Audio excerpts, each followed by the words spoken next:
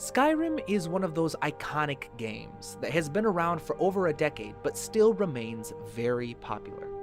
It's known for its open-world gameplay, beautiful scenery, and iconic music. No matter how many hours I've spent playing this game, I've never gotten tired of the epic and just atmospheric score written by Jeremy Soule. In this video, I'm going to share one of the biggest lessons that you can learn just by listening to the iconic cue Far Horizons.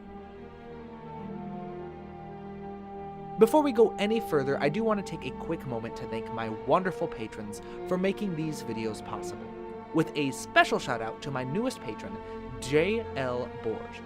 I'm glad to have you on the team, and I'm looking forward to getting to know you better in the coming weeks. If you would like to show your support for this channel, or if you have a piece that you'd like to see me analyze, please consider signing up to be a patron using the links below. So with that, let's get started. So the biggest lesson you can learn by listening to this cue is how to use texture and tone color to help make your music loopable without getting boring.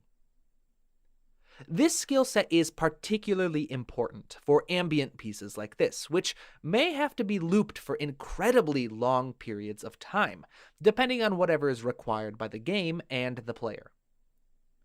For example, if you ever get the chance, I recommend listening to a piano cover of this theme.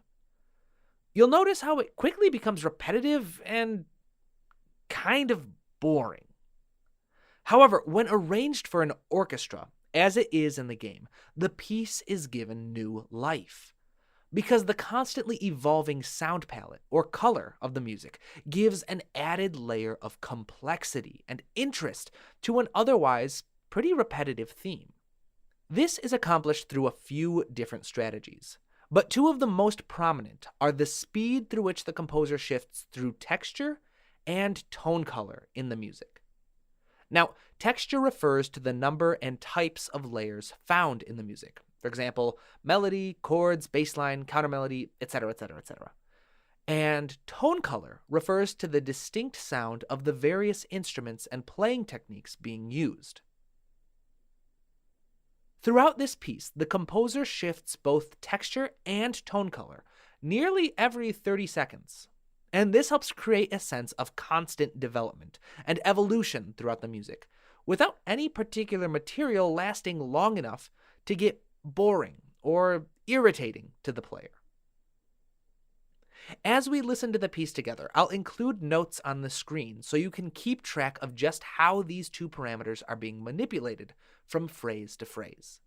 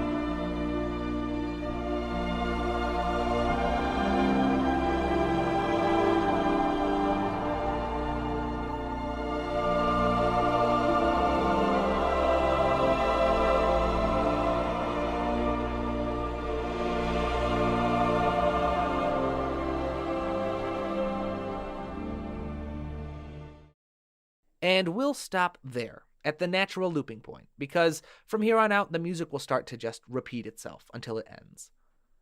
Now, you can apply these concepts to your own music anytime you want to either write your own loopable music or really anytime that you just want to work with this kind of ambient genre.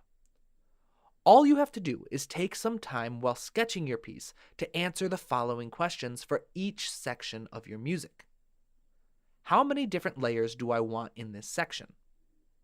What kinds? How will this differ from the section before it? What instruments do I want to perform each layer? How will this differ from the section before it? Now, if you take your time to plan out answers to these questions, as well as keep in mind the lessons that we've learned from our other analysis videos, you will be well on your way to composing the kind of emotional and effective music that you want to.